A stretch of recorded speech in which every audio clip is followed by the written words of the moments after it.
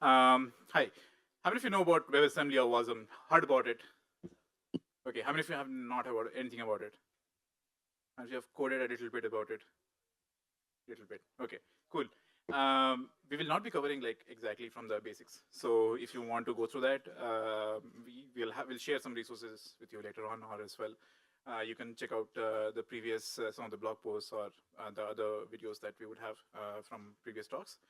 We'll talk about more about the current how you can compile Python to WASM and how it's done today, the different approaches we'll discuss, and also which we might think might be a good approach, right? Hi, my name is Anirudha, and this is Farhaan. Hello everyone, my name is Farhaan and I work with a company called OpenCraft where we develop and maintain OpenEDX instances. Yeah, we develop and maintain OpenEDX instances and I'm also a release manager there. So today we'll be speaking about compiling Python to WASM. So as I can already see with the show of hands that you already know about WebAssembly, but there are a bunch of people who don't have a pretty good idea about what it is. For them, WebAssembly is basically assembly-like instruction code set, which can be compiled into a single binary and can be thrown into a runtime, a WASM runtime which can run it. How many of you did get that? No. Okay. So yeah, that's the theoretical definition of it. But on a ground reality, what WebAssembly is basically, it tells you that you can write your code in whichever language you want to and then compile it to a given target. So you can say, okay, this Linux version or this operating system, I want to compile this code to, and you can run it. Why it came into so much of existence in this world is because uh, your browser is also a WASM runtime. So you can compile the whole WebAssembly and put it on a browser and can try to run it. Uh, Basically, so let's get back to it. Why was it so necessary, or what is the importance of WebAssembly? Is because it helps you to have better performance. So when you compile a code on a near native type environment, you get better performance. You can have an interaction with the operating system that it is doing. You can scale it. You have better security on the WebAssembly side. When I talk about WebAssembly security, that means it actually creates a sandbox. So until and unless you give a strict permission to it to interact with any of the other resources on your machine, it wouldn't.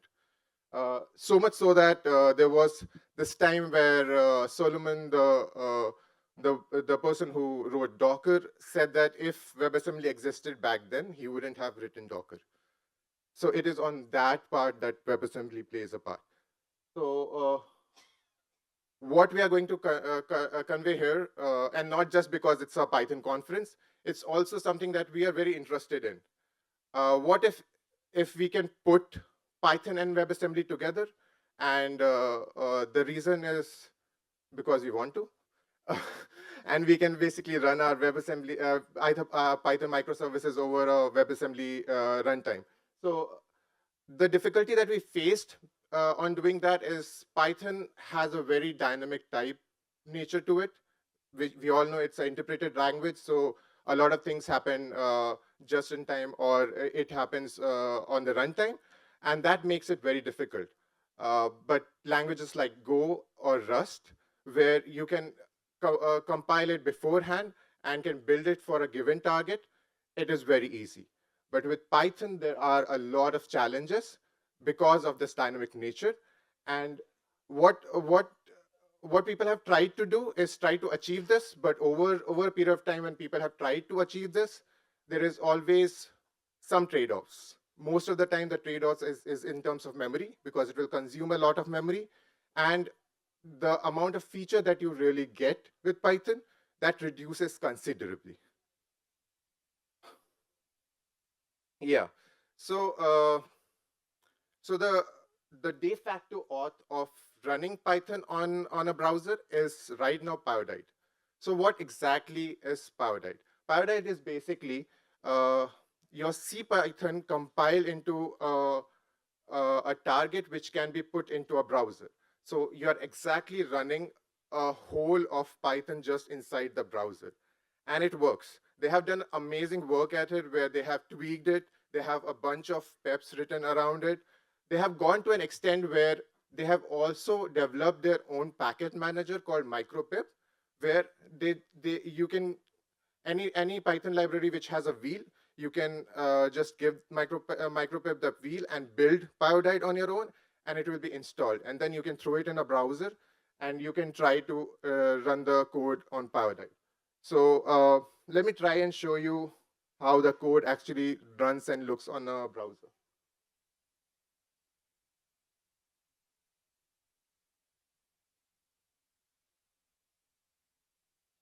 So you can see that I have a Python terminal running. It's a jQuery terminal. There is a network tab which has made some calls, and it has gotten the WebAssembly part of it. But after this, whichever command I'm going to give, it's not going to make any network calls to it to run it. So how many of you have seen the Zen of Python outside the poster? Yeah. Let's try that here.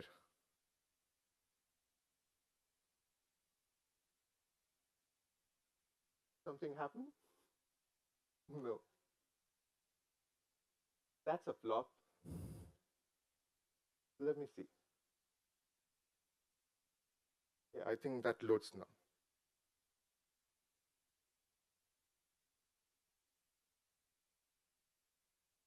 Yeah. So it did, and no additional network calls over here. So everything, the whole of Python is running here. And just to be double sure that something is not going fishy, I'll just do, say, 1 + 1. It works. And every of the other things that works in CPython, it works here. So that is one of the amazing things that Pyodide folks have done.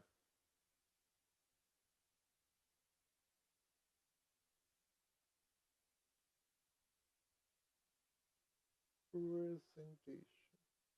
Yeah. Okay, so that was Pyodide, and they have done a brilliant job. If you have not checked them out, you should, like the first two, Python and WASM, is to check out Pyodide. The other is PyScript. So we got to meet the person who wrote PyScript and is working around, and he said that Pyodide is a way of running Python in the browser, but PyScript is a better experience of how Python can be run inside the browser. So PyScript actually uses two backends. One is Pyodide, the other one is MicroPython, which we'll talk about in the coming time.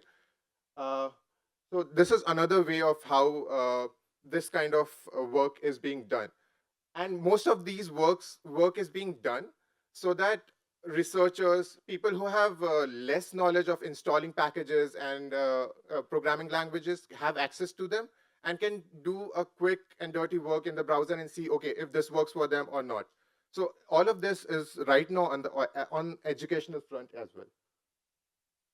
The other one that we actually explored was RustPython. RustPython is basically your Python interpreter is written in Rust.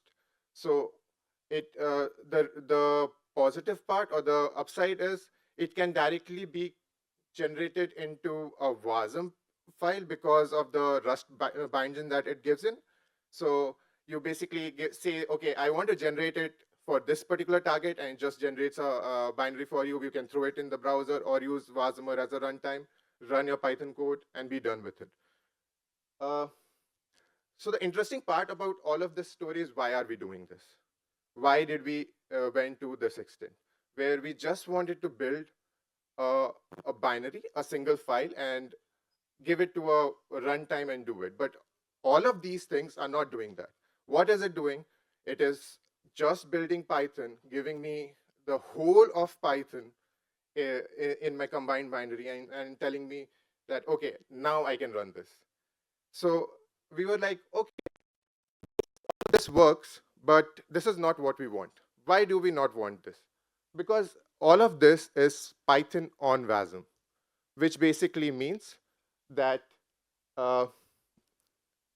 we will have more or larger binaries to run, it will take more time to run, and it is not something that we can deploy for sure. So it's not going to work for our microservices, for various other things.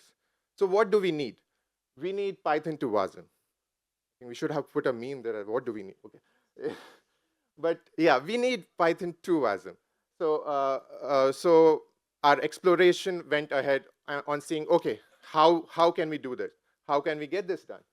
So with our exploration, we landed on to the subsets of Python, where people have actually converted Python into a language where it can be just compiled and be a single binary. So the de facto of there was Pyodide, but here is Py2WASM.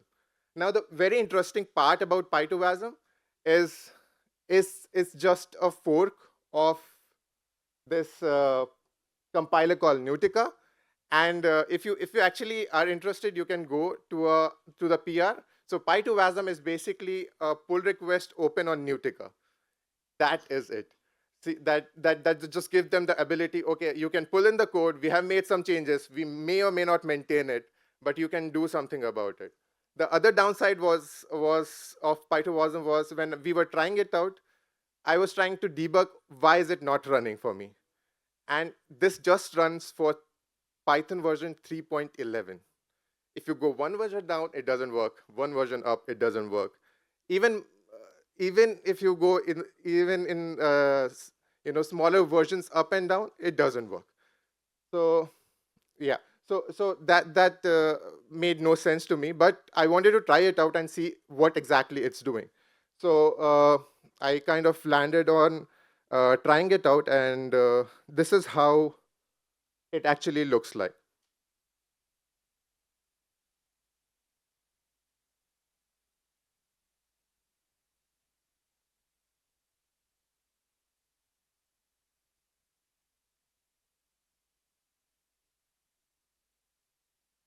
So I have a folder called, yeah. So if you see, there is a simple hello.py, which is with just these functions around it. And I want to see if I can, generate a binary out of this. So, and I can show, so what I'll do is I'll just do Py2WASM, and I'll say output is output.wasm, and I'll start running it. So what it is doing right now is basically taking my code and converting it into something called as backend C, which is mostly, if you're around embedded systems, it is something that it runs on embedded system. It is converting it into backend C, and then it's trying to compile it into a target WASM.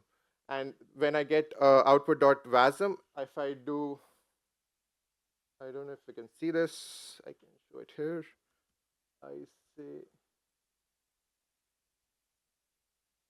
it says it's a WebAssembly file. We also went ahead and have written a few tools to inspect and to develop WebAssembly files. So one of it is called WASM run. We'll try to inspect it and show. So if you see here, it basically shows what instruction sets are being used here. Which is right now it's not readable because it's assembly and things like that. But you can inspect and see what import statements are being used, which bytes are being set, and things like that. So that was one of the exploration that I had with Py2WASM, and it was something that it gave a good output, but again, it has very limited feature set, works just with Python 3.11. Any other external libraries, not so much supported. Then what do we do? How do we go ahead with it? We began exploring more of these options, and then we landed up on this library called SPy. It's a very interesting library. So how many of you have heard or used types in Python with type hinting? Yeah. So with SPy, this is a very brilliant thing that they have taken these types and they have converted all of these static types to be used as like permanent types and be compiled into the code. So the types that we use just to annotate code, they have actually made sense out of it. As okay, we can use this to do something out of it. This is a brilliant library. You guys should check it out. I have checked this out, and this is one of the nicest things going on. But the best work that has been done on this realm is with MicroPython. MicroPython have already been used in embedded systems, I think, since ages. We have been following their development for a while, and we got to a point where we saw, okay, they have limited feature set, but it is more than what is available right now, and we were able to combine it through and got to a result where we were able to generate some kind of a meaningful WASM. But this was not it. This was still something, there's something missing because none of them are transpiled. They are somehow being interpreted. There's one way or the other. I don't have a single line interpretation where I say, this is my Python line. Can you generate a WASM equivalent of it? And that's where the next set of our journey evolved. So we actually went through like all the different projects that is currently doing it, right? And the idea was obviously to find something which now gives us a single output, which can then run on any particular WASM VM anywhere, everywhere, not just browsers, servers, on your microcontroller, everywhere. MicroPython is brilliant, and it's been doing it on microcontrollers for a while. So essentially, you can take that output and compile it to, and it's the easiest one output that you get that you can compile to WASM. But still, what WASM, where it still gets stuck is with system level languages, is with interfacing, right? So it doesn't give you access to networks. It doesn't give you access to your file system. It doesn't give you access to your system commands. So eval, exec, and all those things won't work.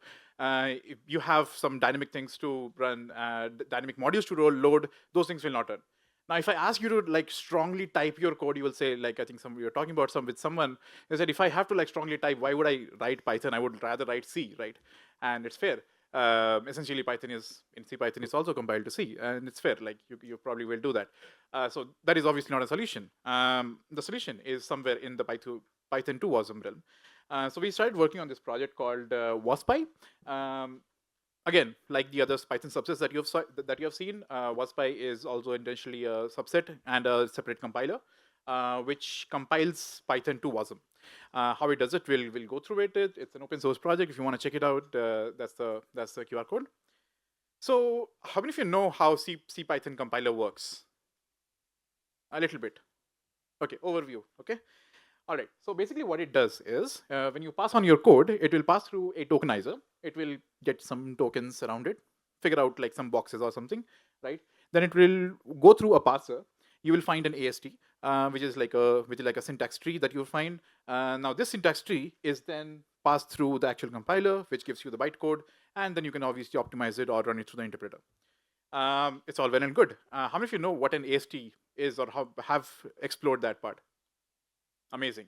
So there's like a CPython command called dis. You can just use it, and it will give you like a brilliant structure around what an AST looks like. For others, let me just show you how it looks like. What tab?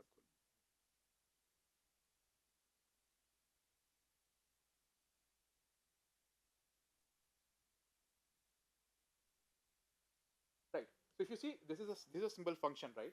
And that side you can see basically what the AST essentially looks like. And now this I put it on web, but if you do this, it will give you the exact same output. And then you can find basically what essentially all the bytecode and all of that in the instruction set looks like line by line. So even for like a small line of code, you get like a number of instructions over there that essentially which the computer understands. So that is one of the major also challenges that we faced.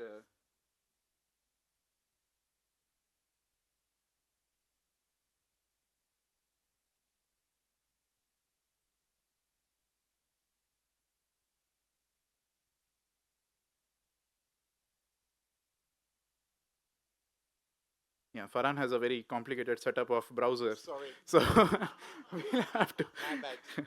We'll have to. Yeah, even I don't understand how it works. But yeah, so essentially that's what you saw, right? Now, if we have to convert that into, let's say, our own compiler, we can do it in two ways. Either we can go through the entire process that CPython does, and when we get the output, after that we pass it again through and get, let's say, a WebAssembly binary. Or we can rewrite the entire thing, and from let's say what we do is in Waspy, we take the Python source code, we pass and analyze it, we pass it through an IR, and from there directly when we get the AST, we generate the WASM binary directly from there. So we can skip on some of these steps, and it also becomes a lot more faster. And we are right now using actually we can show the modules over here. And so to convert that into bytecode, we are using RustPython's the binary compiler. Once we get the binary file, if you want, you can optimize it. If you want doing it for production, and we are using binary again, there's another library to do that. Yeah, if you want to use this, you can just this is written in Rust, so you have to write like cargo add waspy, and if you want to create your own sort of something on top of this compiler, you can do that. This is not very visible, but once we are actually showing the QR code before, so if you want to follow that through that, there's examples there. So this part is essentially the Python code, right? And when you pass the Python code and you pass it through compile Python to WASM, you get the WASM binary. Now that WASM binary, then you can run it on your browser or Node.js environment, wherever you have the WASM VM, and that will essentially run your code. We will run through that. I'll just we'll show a small demo of that.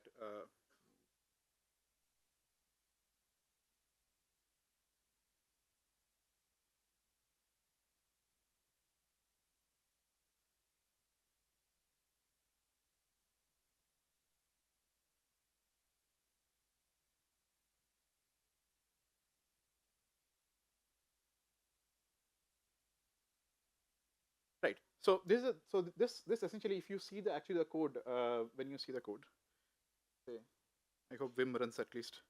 Anyway, I'll show the. So this is actually what we are compiling. This is a simple like arithmetic operations that like some functions multiply, add, subtract, and all that, and then we compile that, and what we get is basically a runtime. Which then can be compiled. And it's still an ongoing project, so some of these things might not come up in a WASM format. And again, a lot of runtimes have their own supported WASM formats, right? So one format might not work for the, and that's the entire goal of this project, and the entire goal of our exploration is to create like a single WASM binary which runs everywhere. So if you essentially see this file.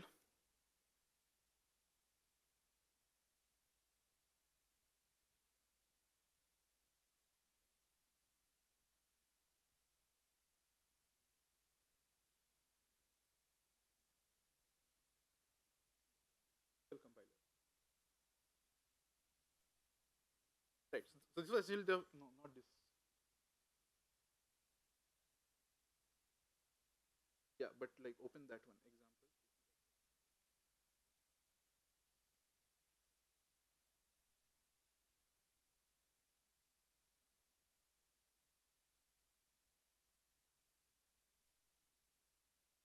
And while developing, actually, like if you see, there is a lot of modules in Python, right? We started with simple arithmetic operations. So this was the first thing that we did, like only for subtract, add, multiply, and divide. And just the 4 functions we did, and it worked. We thought like, okay, this is great. This is actually quite simple to do. So why not we continue and write a full-blown compiler?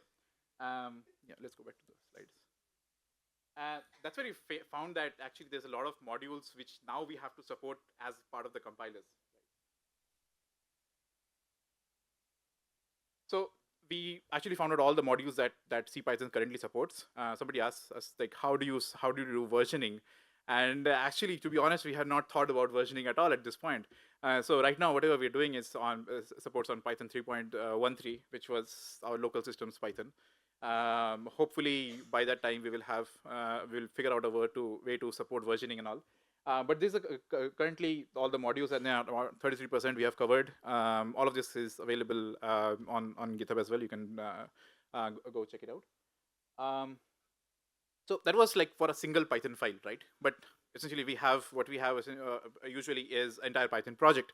The process of compiling an entire project is again pretty similar, just that we have to go through the dependency graph and the project tree itself, and then we find out each of the files and then compile it. So this is if you have like a entire Python directory and then you can try to compile that. That was one way.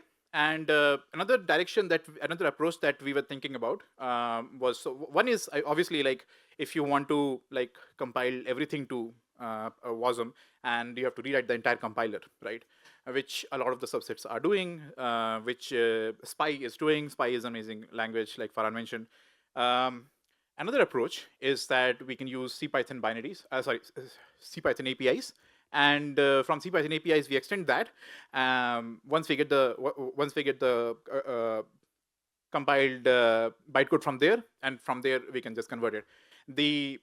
It will be a little slower, but the advantage is that we can then support all the the C libraries and all the functions which originally the CPython supports. So that will extend community support in a way. One of the good things about that is like there's already like an extensibility PEP that is written called PEP 489. Feel free to go check it out.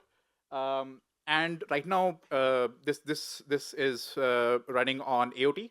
It's an ahead of time compiler, but I think Python also is trying to support just-in-time compilers, and hopefully by then we can also probably think of supporting that. So this is again like a simple structure what it might be in this particular kind of approach. It's very experimental, and we are also still trying to figure out how it works. But just wanted to mention that. That's all for this talk. If you have any questions, feel free to, or we can also talk later. I'm not sure how much time we have.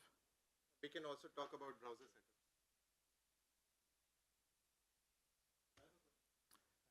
Yeah.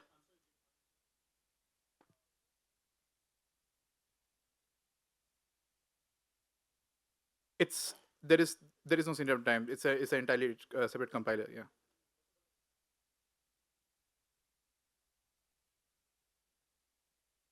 Exactly. So you essentially don't. So in the second approach, there would be if we have to support from the CPython APIs, but with Waspy you don't. So we are rewriting all of the modules of CPython in this one. So you don't need essentially that entire thing at all. So this becomes essentially very fast. The compiled binary becomes very small, and essentially you can run it anywhere. But yeah, you can get rid of all those overhead.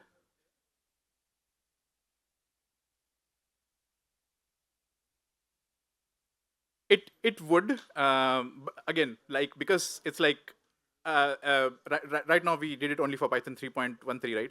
So whatever is supported in that, something changes again, we'll have to support it. So we'll probably have to do some versioning around that. Yeah, so There's still a long way to go.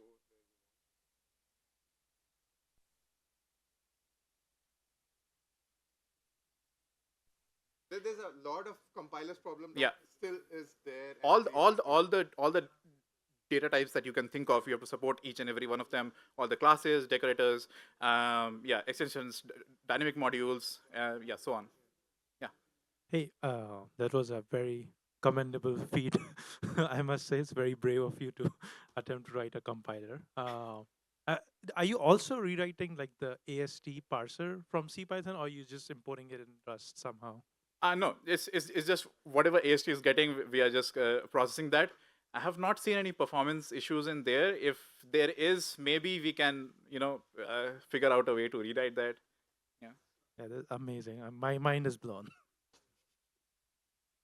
So you mentioned that with Waspy you are rewriting the parser.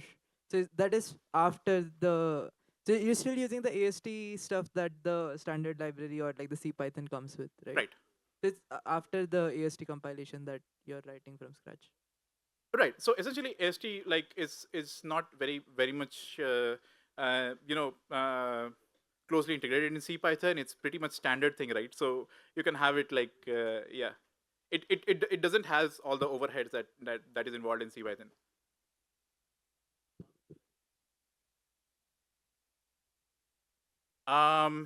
So we would leave it up to the WASM VM to figure out.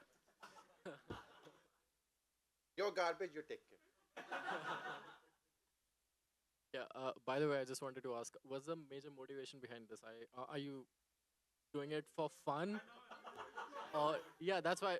That's a Why like. not? Absolutely. Yeah, is But it a yeah, that's why a not, or do you actually see yourself using it in production? Because we also went down the same path, and realistically, like after a point, you're like your best bet is Python, and then you're like, if you're going with Python, you might as well, write in Right, Go or Rust, right? all right. I mean, yeah, absolutely. So one is like you can always rewrite things in Rust, and that's what we were actually doing for most parts.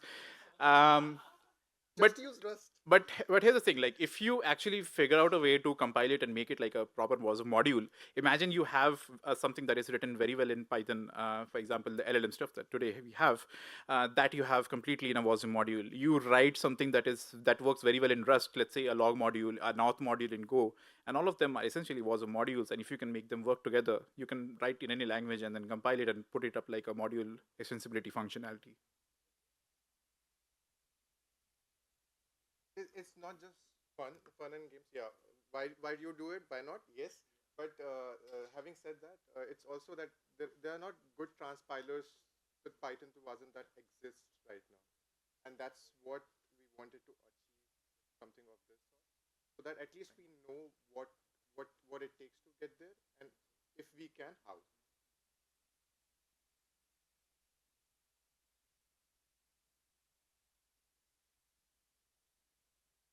Yes. Nicely put. You are saying it, I'm not.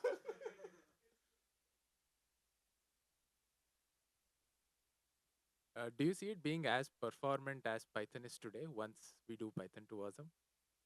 We're not changing Python, right? Like Python, you're still writing the same way as you are. What we are trying to achieve is where it's running and how it's running. I see. And you don't anticipate any change in performance of the code? We will absolutely no. We'll have to like anticipate changes. So essentially, like it will always be faster than if you're doing the normal CPython compilation anyway. At least on the memory footprint, it will be way more efficient. Memory footprint, size, resource utilizations, See. and yeah, Thanks. again, like if we want to compare, is it better than if you write Rust to WASM? Probably not, right? But yeah, we can get there somewhere in those ranges, because you're essentially running it in near native speed again.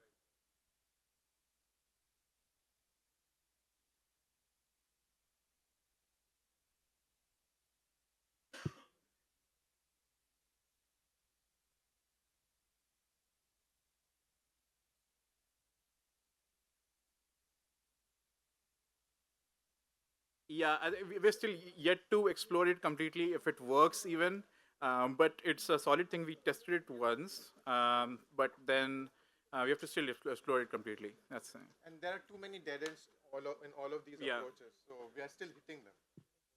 Once we exhaust them, then we'll. if we're on one example, we'll put it up. Yeah. Okay.